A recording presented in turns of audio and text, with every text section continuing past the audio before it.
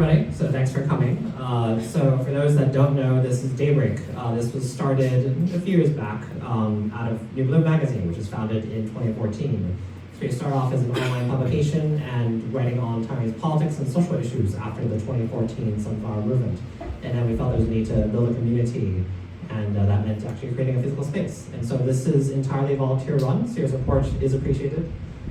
There's just a donation of 100 NT. I know some people just came in, but there's that. And so, yeah, we're happy to have this event here today. And so I'll just let the two of you take it away. Thank you, everyone. Hi. Good evening, everyone. I'm really happy to be here tonight.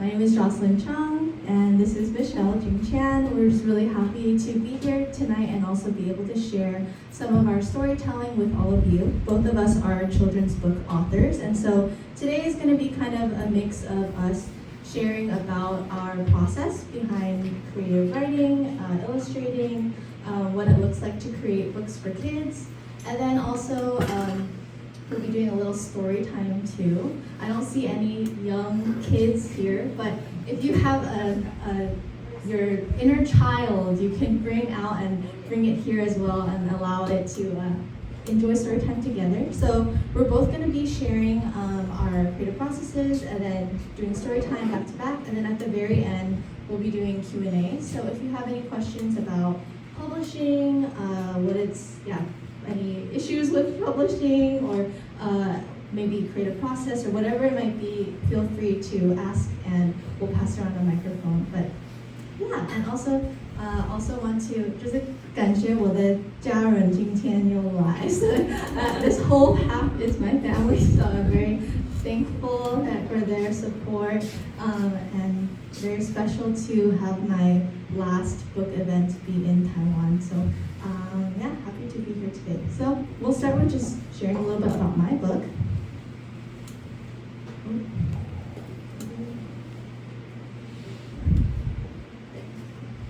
So a little bit of backstory. So I am an author, a graphic designer, and an illustrator. A lot of people will ask, how come you have 3 jobs? And they all seem a little bit disconnected. But for me, I see all these things as being connected because in being an author, I love to write and storytell. In being an illustrator, I love drawing and doodling. And then being a graphic designer, I believe, is a combination of both of those things together. So graphic design is both being able to tell a story through pictures.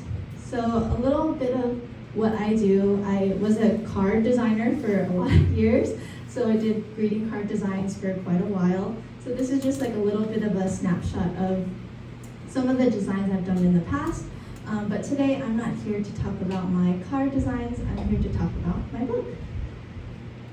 So this is my book. There are many, many copies in the back that I brought over. So if you would like one, feel free to buy one. But this is my book, is my debut book, so my first children's book that I've ever written. And I wrote this alongside my friend Julia. Both of us are Taiwanese American, so we both grew up in California, in Southern California. And this book was really important to us for a lot of reasons. The first one is for my family. So this is the main reason as to why I wrote this book is because of the love of my ama and apong. So ever since I was very small, I was always taken care of by my ama and apong. And during the pandemic, so during COVID, my ama and apong got very sick, and so I became a caretaker for them. And during that time, I remember we had many moments where we didn't say anything, but we had so much love for each other. And so that was when I was inspired to write this book. And actually the entirety of the book was written inside of a hospital room when I was next to my apong. And another reason is because my mom reminded me that when I was smaller, I remember asking her, because growing up in the US, I had a lot of friends that were white or from different backgrounds, and their mom and dad would always say, oh, I love you so, so much. And then I always ask, 妈妈为什么你没有跟我说我很爱你？就是完全没有说 You never told me that you love me like that. And then 她说 Do I have to tell you? Do I need to tell you this? I already show you through all these actions. And she reminded me of this picture. And this is me when I was maybe 8 years old. And these flowers were planted by my agong when he found out that my mom was pregnant. He planted these flowers in the backyard, and then every year on my birthday, they would always bloom for about a week, and then after that, they would die for the rest of the year. So then every single year, ever since I was small, he passed away when I was 4, but whenever these flowers would come up, my mom would remind me, see, ever since even before you were born, you were already loved. And this is an example of love doesn't have to be said with words, it can be shown in actions as well. And so, growing up in this very, very big Taiwanese family that was between Taiwan and in Southern California, I just was surrounded with so many generations of people. As you can see, this half is all my family. We have a huge family, and I wanted to capture the beauty of Taiwanese and Taiwanese American family love in a book. And something that was really special was that my ama was with me for every step of the way of the process of this book. I've been sharing at every time that I get to speak that this was kind of my last project that I got to do with both of them, because they were there when all the sketches were coming out, they heard the story, and ever since the story has come out, actually they all have passed away in the last 4 years. All of my grandparents have passed away. And so this is also a reminder of the love that they have given to me. I have a question. How long, if you have an answer, you can raise your hand. How long do you think it takes for a children's book to be published? Do we have any guesses in the crowd? How long? We have someone that says 2 years. Someone said 3 years. Oh, you guys don't have much faith in the publishing process. I was at an elementary school and the kids said 2 days. I was like, oh wow. And then one said, I made a book in 1 week. I was like, wow, so good. Any other guesses? Okay, 2 years. 4 years, okay, 2, 3, or 4 years. All right, the answer is, it takes an average of 18 months to 3 years. It's a very long process. Michelle and I are both very familiar with this. For me, it took 3 years from the beginning of writing the book to when it came out, which the book came out in October of this last year. And again, since I didn't illustrate this book myself, I just wanted to share a little bit of the process behind the illustrations that Julia created.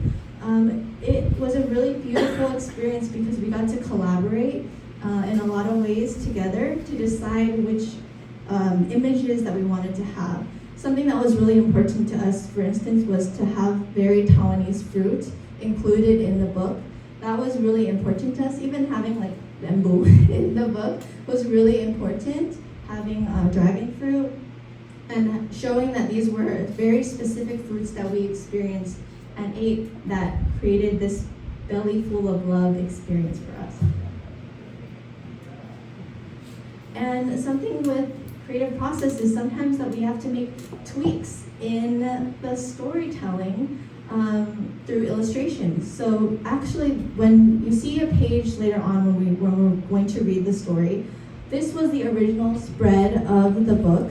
As you can see, there's like a daughter and a grandma. And there's lots and lots and lots of food.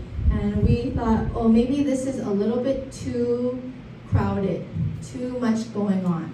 So what we decided to do instead is to make it 2 separate pages in the book. And that way people were able to, we thought that kids and their families would be able to better understand the story without maybe being overwhelmed with, oh no, there's so many things happening on a page. And something else that we had to do was, for me, I had to decide when to advocate for certain Taiwanese elements to be included in the book. This is something that Michelle and I will both talk about, but children's book publishing is really interesting because children's books are almost always printed in China. And some very specific problems come up because of that, namely some silencing that happens with Taiwanese identity. So, for instance, I'll let Michelle share later, but she has an experience where one of her books is forbidden from being sold in China because it mentions Taiwan. Another one for me was I wrote like in the intro that like a little Taiwanese girl, and they had me take that part out.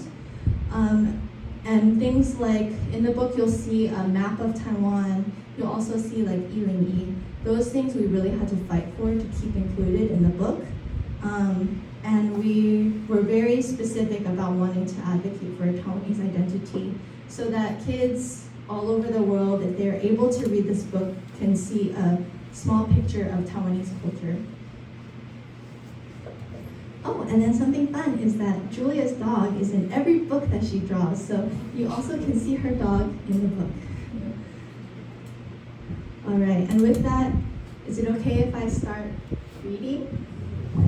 If you have your inner child, you can bring them out now, give them a little hug, tell them that it's time for story time. So let's read together. So this is When Love is More Than Words by Jocelyn Chung and illustrated by Julia Guo. And I dedicated this book for my Agong and Ama. Your love nourished me beyond words. Washiuni, I miss you every day. And Julia wrote for my Ama and Waipo, who each showed love in their own way. Some people say they love you with hugs, kisses, and 3 special words. But in my family, we do something different. Love doesn't always have to be spoken with words. It can be carried by hands, found in a taste, or felt in a touch, in things seen and unseen. I know my great-grandma loves me. Zou's garden blossoms with the tastiest loquats, and she gives us the prettiest ones. She grows lima beans, then shells and packs them carefully into little bags, so all of her children, grandchildren, and great-grandchildren can have bellies full of her love. I know my grandpa loved me. Keo Akong planted bright blue irises in my backyard when I was born. When I see them pop through the soil every year on my birthday, they deliver a message from him. Even though I'm not with you anymore, I still love you. I know my grandma loves me. Keiko Ama studies the lines on my palms to look into my heart. She always asks, "Dija Babe, have you eaten yet?" And even if I have, she keeps cooking until the house overflows with the aromas of her food. Her eyes sparkle with love as she watches us eat. I know Julie Ama loves me. She teaches me piano even when I get frustrated, pouring her love of music into my ears and heart. She prays for our whole family tree, and her daily prayers are music to my soul. I know my grandpa loves me. When I visit Jin Akong, his gentle pats on my back tell me I am safe. His eyes crinkle with joy when we build new creations with things we find around the house. My grandpa always tells me, "Ganbatte, do your best." He beams with pride when I respond, "I'll do my best." I know my mama loves me. She lovingly cuts platters of fruit for me, and she rubs medicine on my chest when I'm not feeling good. My mama fills my plate with the best parts of the fish, even if it means she gets the tail. And I know my mama loves my grandparents too. She takes care of all the amas and my apong when they are sick. The way she cares for them shows me that when our elders are strong, then we are all strong. I know my sister loves me. Jie is there for me when I'm hurt. If I don't know how to do something, she makes sure to teach me. I can always count on her. I know my brothers love me. Gugu and Didi protect me from danger and tell me I am strong and brave. I know my aunties and uncles love me. They check in on me and make sure I'm okay. They listen with caring ears and they love to tell stories and give advice. Through their loud laughter and quiet moments, I know I have a village of people around me who love me. So even though my family does not say those three special words very often, their hands, their laughter, their sacrifices, and their presence speak, whisper, shout, and sing. I love you more than you can imagine. The end.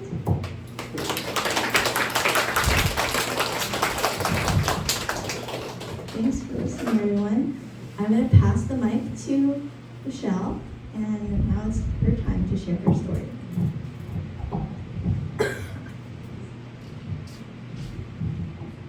Hi everyone, thank you so much for coming to our event. Thank you, Jocelyn, for being such a hospitable host and inviting me to join her here.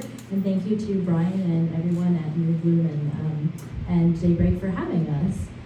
My name is Michelle. This is my very first time in Taiwan, and I'm very excited to be here.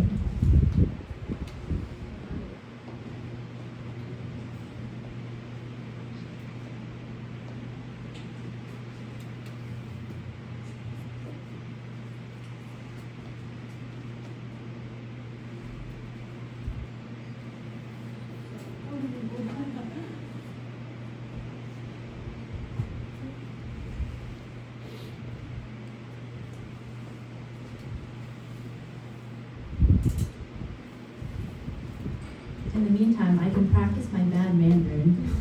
大家好，我叫 Michelle 。不好意思，我的普通话不好，所以从现在起我只说英文。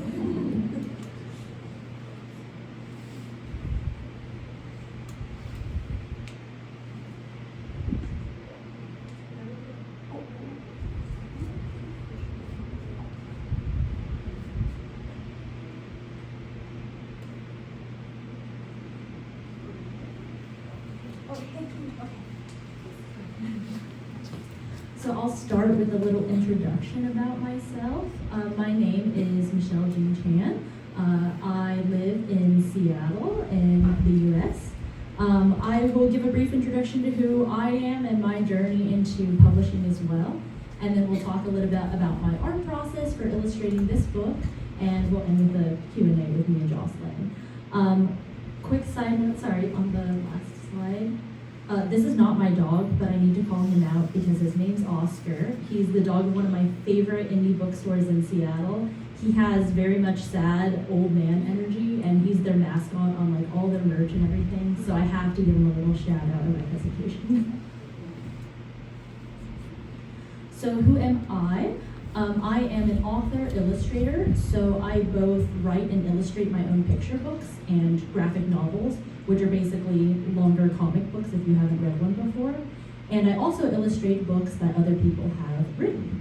In addition to that, as Jocelyn said, my career besides illustration is I used to work in tech actually. I studied engineering and economics in school. And now I quit that job and have been doing children's book illustration full-time for the past year or so. So same as Jocelyn, I have been reading, writing, and drawing ever since I was small. Does anybody recognize this person in the middle of my fan art? This is Belle from Beauty and the Beast. I was a big Disney kid.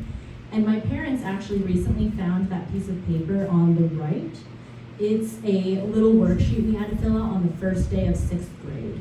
And on the worksheet, I wrote that my favorite part of school is writing and lunch. And that is still true. I also wrote that when I'm age 25, I will become a famous author/lawyer. A lot of those things are not true. I'm not 25 anymore, unfortunately. I am not a lawyer, and I'm not a famous author, but I am an author now, so one of those things happened. I wanted to talk about a little bit about my identity as a person in the diaspora. I am the child of immigrants from southern China and from Hong Kong. My dad's family settled from Hong Kong in Rock Springs, Wyoming, which is a very, very small mining town, and my mom's family settled in SoCal. So growing up, I grew up in a very small and conservative town in Colorado, where my brother and I were basically the only Asian kids and only people of color in my entire school. People thought that I was related to Jackie Chan because my last name is Chan, and they had never met another Asian person before. So I was very, very ashamed of being Asian when I was growing up. My brother and I were both bullied in school, and I had a lot of internalized racism that took me many, many years to process. But as I grew older and moved away for college, I met other Asian Americans, but also other folks from other backgrounds all over the world, and that helped me learn to be proud of my identity and where I come from. So as I said, I studied engineering and economics in college on the East Coast. I moved to Seattle after that and worked in tech for 6 long years. And during the pandemic, I started rethinking my purpose and values. It was the first time that I was forced to slow down and think more intentionally about what was important to me. And that led to me rediscovering my first love, which has always been art, writing, and books. And now I illustrate and write books so that every single kid can feel seen and appreciated and can feel proud of being their authentic self. These are a couple of the books and comics that I have made. The one I'll be talking about today is my most recent one in the middle, which is called My Little Golden Book About Pride. And my very first author-illustrator book is called Wei Wei's Winter Solstice, which is about Dongzhi, and it comes out at the end of this year. I have a quick question though. Does anybody know what little golden books are, or are they mostly a US thing? Okay, I was just curious, but yeah, they're very small, thin books with a shiny gold foil spine, and they're very cute and like handheld and smaller than most picture books. But they've been around for almost 50 years. When I was growing up, I had ones with titles like My Little Golden Book About God, or My Little Golden Book About Easter, but I could never see myself or other queer people or my culture represented. And this, finally, is the very first little golden book about pride and LGBTQIA+ history. So this book is written by a trans activist and author named Kyle Lukoff and illustrated by me. So Jocelyn talked a little bit early on about how long it takes to make children's books, and I can definitely attest to that. I think this is my 10th picture book that I've illustrated, and it never gets any shorter or faster. For this book, it took me 9 months from start to finish to illustrate, and picture books are definitely a labor of love. Also, as Jocelyn said, there are definitely times where, because publishing as an industry is still overwhelmingly straight and cis and white, where you as the illustrator, as the author, as the creator of the book, have to decide when to advocate for the types of values and content that you want to put into this book. That was certainly true for other books that I've illustrated from a cultural standpoint, as Jocelyn has also mentioned, and for this book as well, which I will talk about a little later. I wanted to briefly talk about the sketches for the cover so you could see a little bit about my process. For the cover, the publisher on the illustrator side usually gives you a general direction that they want for the cover. And for this book, the publisher wanted to show a multiracial family. So this version on the left was the first sketch that I submitted. And the middle version is the second round of sketches where I incorporated some revisions that the publisher wanted. And then on the right is the final cover that made it into the books that you'll see in the back. Here's a little look into the whole process of illustrating a page from start to finish. This is one of the pages in the book that shows a wedding happening. These two people getting married are actually my good friends who are a couple, and they're getting married this summer in Seattle. So you all kind of got to attend their wedding as well by seeing this illustration. So I start by collecting references. I knew I wanted their wedding to be in Arizona, which is where they're getting married this summer.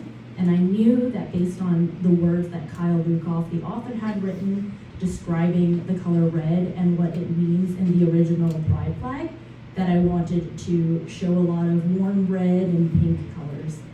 So I started by collecting references of this flower arch and of different canyons in Arizona at sunset, and then put together a sketch.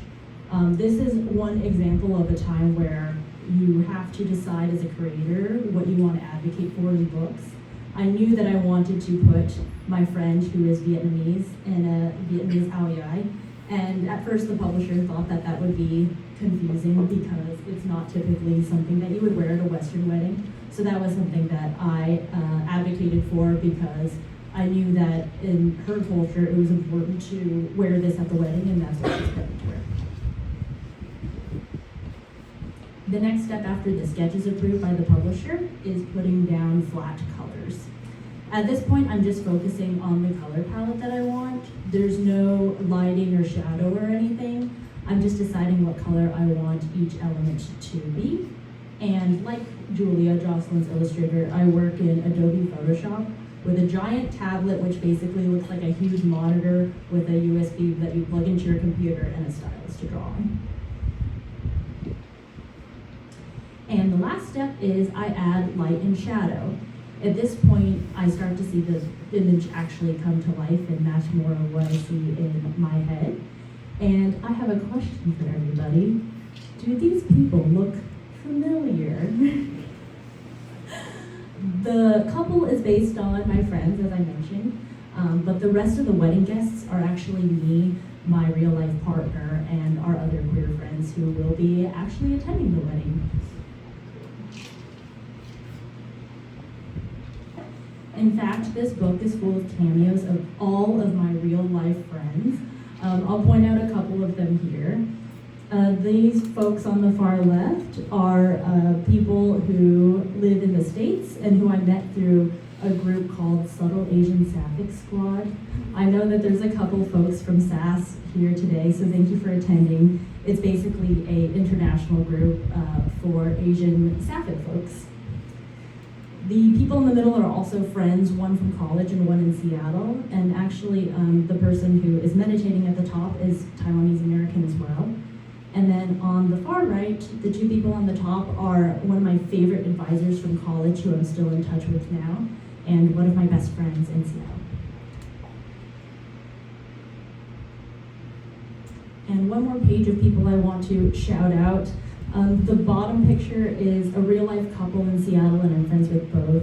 One of them is also Taiwanese American. The middle one are my rock climbing friends who are way better at rock climbing than I will ever be. And then the one on the right is another one of my friends from SAS who unfortunately is not with us anymore, but she always loved to dance, and so now she gets to dance forever in this Pride book.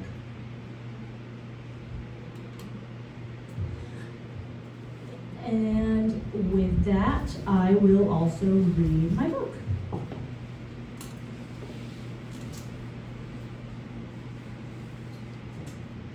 So this book is called My Little Golden Book About Pride. It's written by Kyle Lukoff and illustrated by me.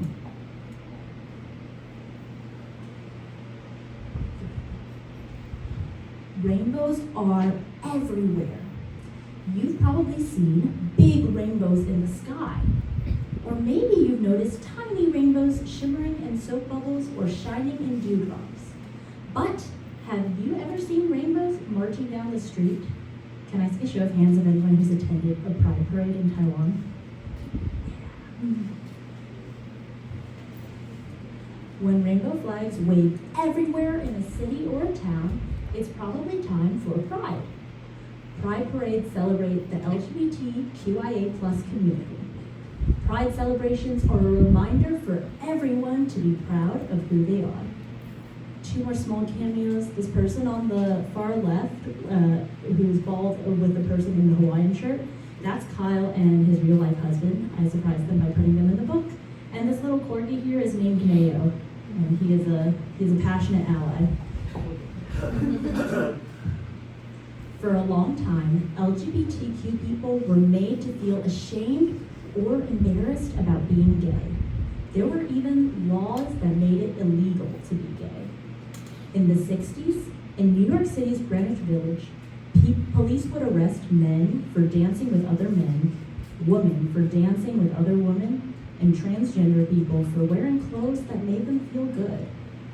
But one night in 1969, at a place called the Stonewall Inn, everyone decided to fight back. Friends and strangers came to help. They protested for many nights, telling the world that they deserved to be treated better. The first Pride parades were held on the anniversary of the Stonewall Rebellion. This is a little shout out to trans women. Trans women led the Stonewall riots and were pivotal in the fight for civil rights for queer people. So these are three very famous trans women who were at Stonewall that night and led those riots. Almost 10 years later, queer activists in San Francisco wanted to create a symbol for the gay rights movement. Designer Gilbert Baker talked to his friends about what it should be. One night at a dance, he noticed that his community was made up of all different ages and sizes and colors and genders. While spinning on the dance floor, the colors in the room looked like a rainbow. Gilbert decided that a rainbow flag would be the perfect symbol of hope for LGBTQIA+ people. The first rainbow flags had 8 stripes. Today, you might see many different flags waved at a pride parade. The most common rainbow flag has 6 stripes, and each color tells a story. Red is for life. It's important to know who you are. Sometimes young people understand that they are queer or transgender or intersex. Some people take many, many years to figure out where they fit in. But all LGBTQIA people deserve to have full, happy lives with friendships and families and love. Orange is for healing. It's not always easy to be in the LGBTQIA community. Sometimes people are hurt or left out because of their identities. Finding support from people who share your experience can make you feel better. Helping each other heal is an important part of Pride. And this person right here is my real-life queer therapist. But because of privacy rules, I can't put their picture in this presentation. But now you all know who this cameo is. Yellow is for sunlight. When someone keeps their LGBTQ identity a secret, that's called being in the closet. Closets are small, dark places. There isn't a lot of room to move around. Coming out of the closet means being out in the light. Under the sun, sky, and clouds, people can grow with pride. Green is for nature. Queer people are everywhere. They live in every town and every country. They can be farmers and swimmers and scientists. They have pets, babies, partners, parents, and siblings. This earth has enough room for everyone. Blue is for serenity. The world is a big, noisy place. It can feel extra noisy and extra scary for people who are gay or transgender or intersex. Serenity means being at peace by listening, breathing, and finding harmony with many different people. And this is a real-life cat too, named Harold. Purple is for spirit. Pride parades are full of energy and joy. There's music and art and laughter and parties. There's fashion, food, and fun. Spirit means expressing yourself and being part of something big and magical. Does anyone watch RuPaul's Drag Race? Maybe it's more popular in the States, but these are all real-life drag queens from the show. Pride is celebrated all over the world. National LGBTQIA+ Pride Month is June, but there are Pride events held throughout the year. You can go to a Pride parade where you live. or you can work with other people to start one in your neighborhood. There will always be rainbows, and there will always be pride. And this is just a little note as resources for parents to go over different terms with their kids. Thank you so much, everybody, for listening. And now Jocelyn and I will do a little Q&A and open it up if you all have any questions.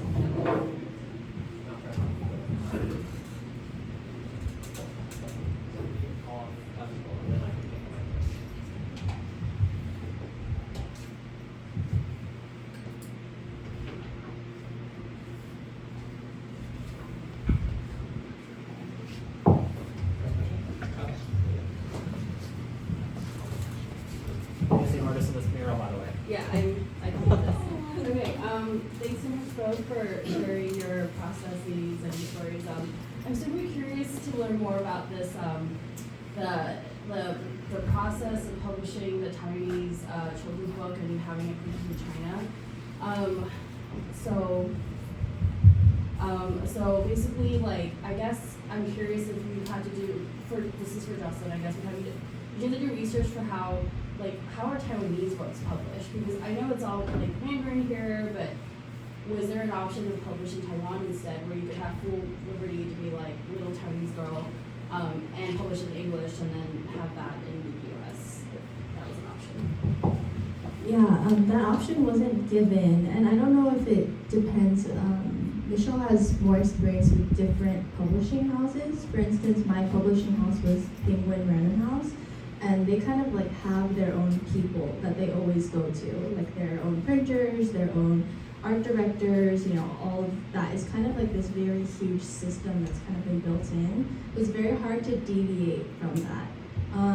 But I would say that what's interesting, I guess, about the process with publishing things that are specifically Taiwanese, it does feel like this is kind of like a blossoming time for Taiwanese American authors. I'm seeing the community grow more every day. Maybe a reflection of also what's happening here in Taiwan and also what's happening with the diaspora for us is this influx of pride and wanting to share what it means to be Taiwanese in all of its shades and forms and colors with everyone. But yeah, there's an increase of, even if the book that we've written doesn't explicitly say like Taiwanese independent or like very pro-Taiwan stuff, if we have ourselves as people supported things that are like that, they also have the potential to say like, oh, I know this person is someone who supports Taiwan being a country or whatever, and because of that, we don't want their stuff to be sold in China. So we have a few friends where they've maybe published, for instance, Julia, my illustrator, she published, she didn't even write it. She drew a photo, drew a picture illustration for an article about Tiananmen Square.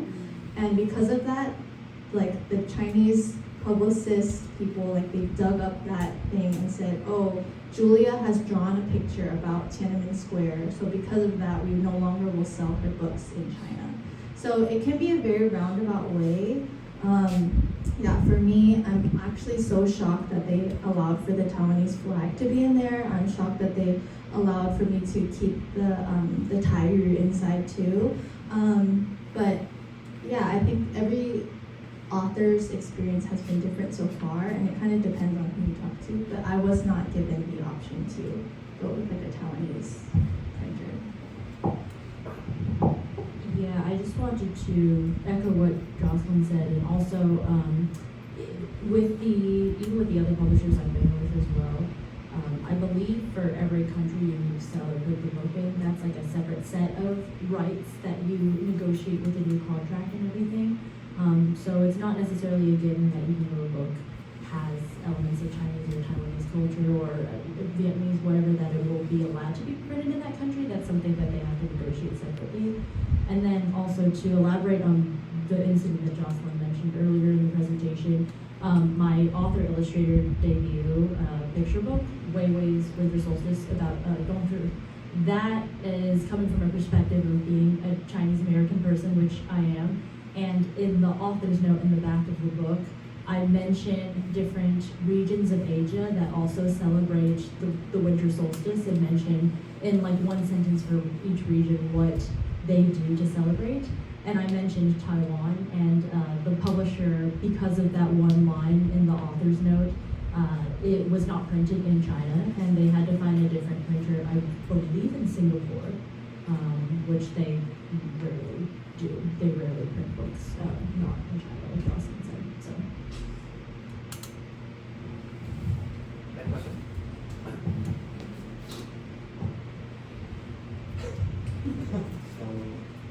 This question is more for Michelle, but if Jocelyn also wants to jump in.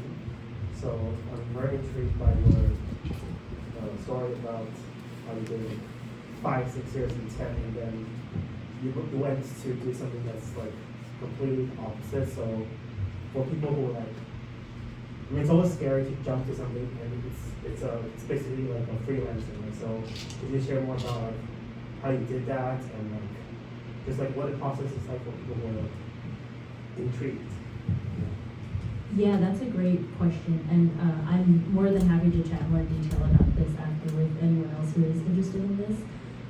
But first, I just want to empathize and validate what you said about it being a scary leap. I think, especially being a child of immigrants and coming from people who were escaping things like war and famine, and who worked their tails off in a new country where they didn't know the language or know anybody, to give us the stability that they didn't have.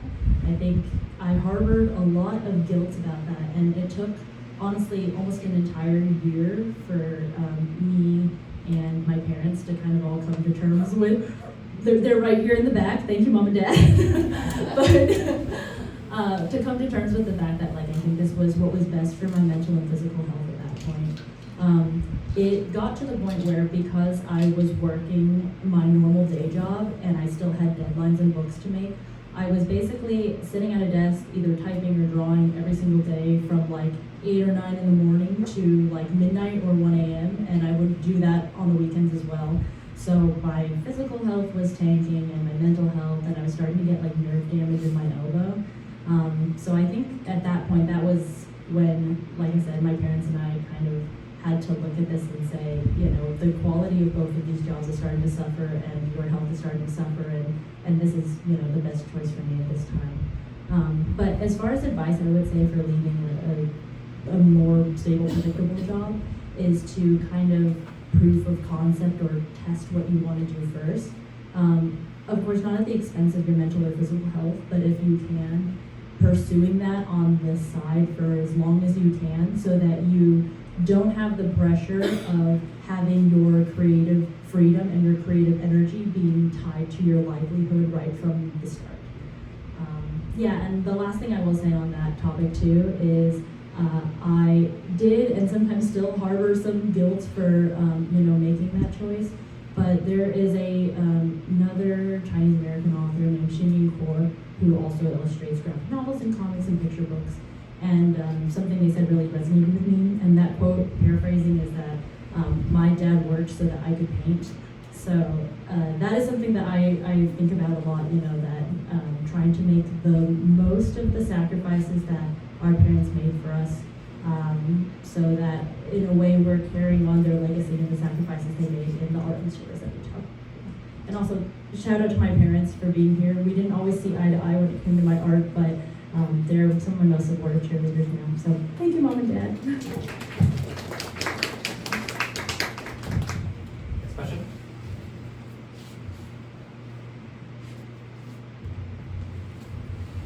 For both of you guys, what are some upcoming projects or ideas that you're excited about? Yeah, the question is what upcoming projects we have that we're excited about. I have another book coming out next year, so spring 2026. I have another book coming out called The River of Caregiving. It's talking about intergenerational care and how when we are small, maybe our parents or our grandparents take care of us, and then as we get older, it switches, we take care of our parents, we take care of our grandparents, and just how that is the river that connects all of our families together. So that's the next book that's coming out. And then I'm working on another one right now. I'm hoping to be brave enough to illustrate and write my own book next, since I am an illustrator. And so I hope that my next one I'll be able to do good. So that's in the works right now. And then I have 2 more books coming out this calendar year. One is coming out in July called 100 Days. It's written by a Chinese-Malaysian author named Kimberly Lee, who is super talented, and I illustrated it. It's about the 100 Days tradition when you welcome in a new baby, and about being jealous of a new younger sibling, which I can relate to. And then my author-illustrator debut about Dongzhi comes out at the end of this year. I also have a graphic novel about asexuality and Asian dramas coming out in 2027.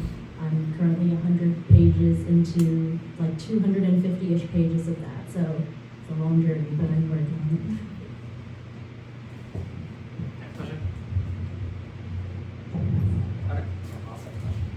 Okay, I'm curious to learn more as, so I also make art and stuff, but I'm only entering into that journey, but I've always thought about what children's book illustration world is, or just children's book world, and I'm wondering like what kind of, like, how did you get into wanting to make children's books specifically, and then what kind of satisfaction or fulfillment do you get from it being children's book, and how is that different from publishing for adults?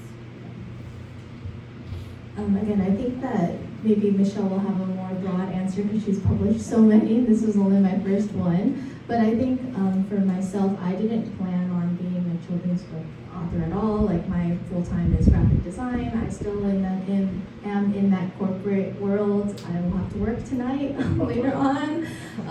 But I think for myself, I think the beauty about children's books is that you take such complex, complicated, large ideas and you boil it down into the most simple that it possibly can be. And children's books are something that are shared. You know, like a kid can read it by themselves, but at the same time, it's usually like a guardian, a parent, an older person reading to them. And so there's a connection that happens when the book is shared together. And that is a really special thing that happens with kids' books. And so for me, I wanted to write the book that I wish that I had had when I was younger, to see myself, to see the ways that my family was loved, to see multiple generations living in like the same house. That was really important for me to see because I didn't see that in a lot of books growing up. And yeah, I think that has been the most rewarding. The most rewarding thing has been that I've gotten to share this book, and every single audience receives it differently. I've had like really, really old grandparents come up and they're like crying, and they'll say like, oh, I just remembered my grandma who passed away like 50 years ago, and for the first time I was thinking again about how she loved me. I had like someone in their mid-30s, like this older, like mid-30s, and then his wife, like they both came in and they just had attended the reading, and they're both Black, and they were like, oh, when I saw the pages, I smelled my grandma's house, and I didn't remember that smell, but I saw that page of the kitchen, and I remembered my family's smell, or I remembered the way she said my name, and I hadn't remembered that for a long time. So I think those are the really gratifying moments, is when it's not only just me getting to share my family's story, it's getting to see that people see themselves and their own family in the story as well. And that's been a really special part of the process for me. Yeah, 100% I agree with what Jocelyn said. I think for me, why I got into making children's books was because during the pandemic, I came across some of the children's books that are being published today. And yeah, I remember crying the first time I read some of them because, it's like we want to make this, we're making the stories that we wish we would have had when we were a kid, and that we know would have been life-changing or life-saving when we were that age. I think something else that's really special about making books for children is being able to have some small part in shaping the next generation and in shaping the values that the next generation has. When I have done school visits and talked about Pride, it has been so healing and special to see kids just accept queerness and different forms of that as just another fact of life, and so very different from how I grew up. So I think that has been very special as well. And one more anecdote too is similar to what Jocelyn said about people of all ages being able to relate to what they see in picture books and children's books too.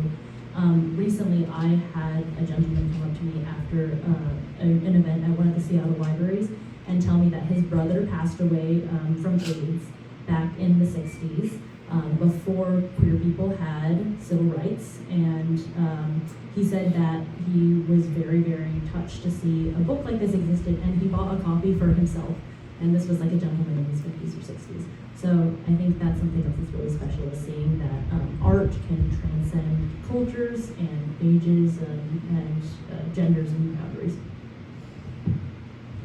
Next round of questions. Yeah. Okay. You last one. Yeah. So my question is mostly to Michelle about the theme of the book. Okay.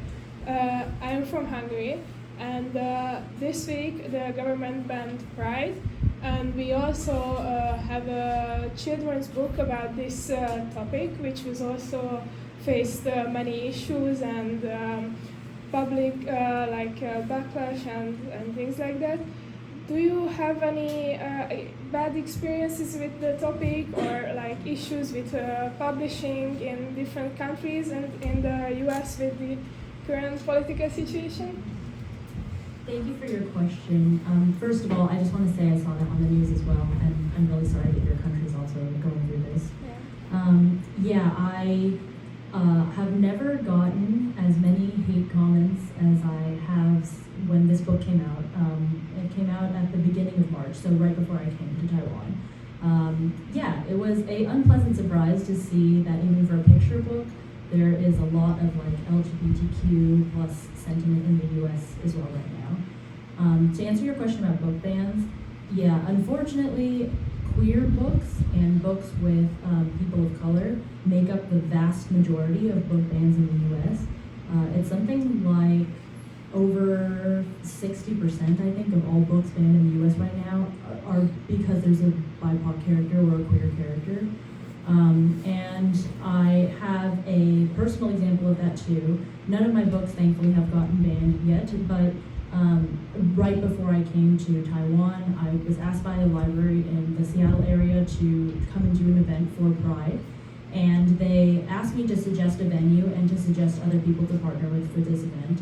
I suggested a queer and trans-owned bookstore in Seattle, and then also recommended a drag queen who is Filipina, who I'm friends with, to come and do the event with me. And I learned right before I came to Taiwan that they never contacted her. Apparently the library leadership just decided that they thought it would make too many people angry to have a drag queen there, so they sort of self-censored and complied in advance with what the administration wants, even though nobody was telling them no. So unfortunately, I think the book bans in the US are a very real situation. The anti-LGBTQ plus sentiment in the US is a very real situation. Even the government with this new administration, even though it's not even been half a year, on the National Archives page for Stonewall, which I mentioned in the book, they have already removed all mention of trans people from the Stonewall page. It is an unfortunate reality. I was just talking with some of the regulars at Daybreak before this event started, and I think I wish I had better advice or more heartening things to say, but the takeaway that me and other queer authors who I'm friends with have been trying to remind ourselves of is that art is and has always been political and a form of resistance. We are not going to comply in advance, and we're going to continue treating our art as a way to fight back and making queer art and queer stories and queer books for as long as we can. So I'm sending a lot of love to you and your fellow LGBTQ plus folks in Woodard. Thank you. questions? Take a few more. Last round? Last round of questions? Going once, twice. All right, maybe give a hand to our speakers. So we'll stay open if you want to talk casually over a drink or just talk more casually. You're welcome to. So thanks again. Thanks for coming over. Oh, and they're both back. Yes, and then Jocelyn and I both have copies of our books in the back. We can sign, personalize them. I like drawing people's favorite animals in the front, so if you have a favorite animal, you can ask either of us to draw that. And please check those out so that we don't have to figure out a way to ship 60 books back to the US, please. Thank you.